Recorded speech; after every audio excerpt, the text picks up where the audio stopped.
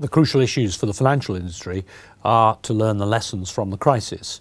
Clearly the causes of the crisis are very complex, but the fact of the matter is that banks played a significant role in the unstable conditions, and we have to learn the lessons. We have to learn the lessons about liquidity, we have to learn the lessons about adequate capitalization, we have to address some accounting issues. There are all sorts of issues. The main point that we have to remember, though, is that banks are essential to any modern economy. Whether it's a developed nation or it's an emerging market, you have to have vibrant, successful, flourishing financial services as part of the prerequisite for stable economic development. Building effective institutions in the world for a stable financial system and therefore for sustainable economic development is profoundly important to us all. This requires a great degree of international cooperation at the governmental level and at the institutional level. There's a lot of detailed work to be done.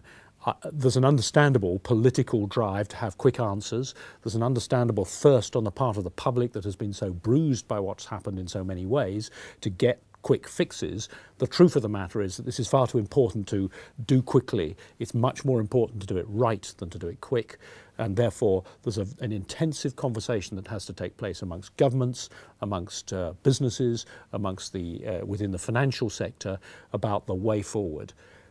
We are passionately committed to making sure that the market remains an effective engine of social and economic development. There is no alternative. But we can't turn the clock back. We have to learn the lessons and find a new and better way forward.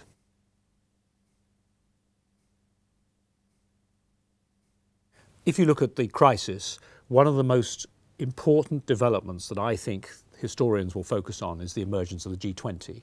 This is a recognition that the world's macroeconomic issues have to be solved internationally and can't be solved any longer just by a sort of cabal of the rich countries.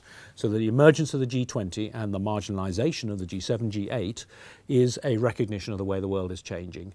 This means that we need to engage collectively across a wide range of countries to build a framework for stability for the financial markets and therefore for economic development going forward for the next generation.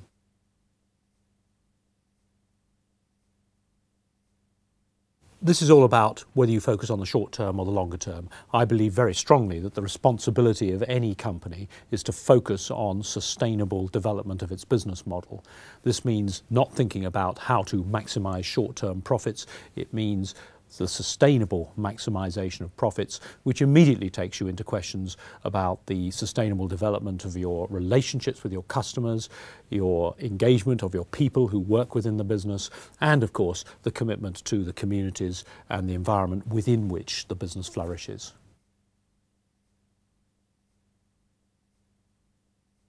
Corporate values are profoundly important. At the end of the day, no amount of rules and regulations, no amount of official oversight will ensure the right kind of atmosphere in a business. This is about values. It's not just about rules. I believe that there's nothing more important that a board does than to ensure that the right corporate culture, the right approach, the right values are brought to bear on doing business. This is important both because it's right in itself, it's also important to the true sustainability of a business model. And at the end of the day, that's what we're all responsible for doing. What are the issues at the top of my agenda? They are about making sure that we find our way through from the crisis towards stable economic growth. They're about recognizing that we need macroeconomic health in so many of the countries in which we do our business. There are many lessons to learn from the crisis. The fact is that the way in which economies have developed, both in the richer countries and in the poorer countries, has led to imbalances that we have to correct. That can't be done overnight. This is a collective endeavour, and it will take some years.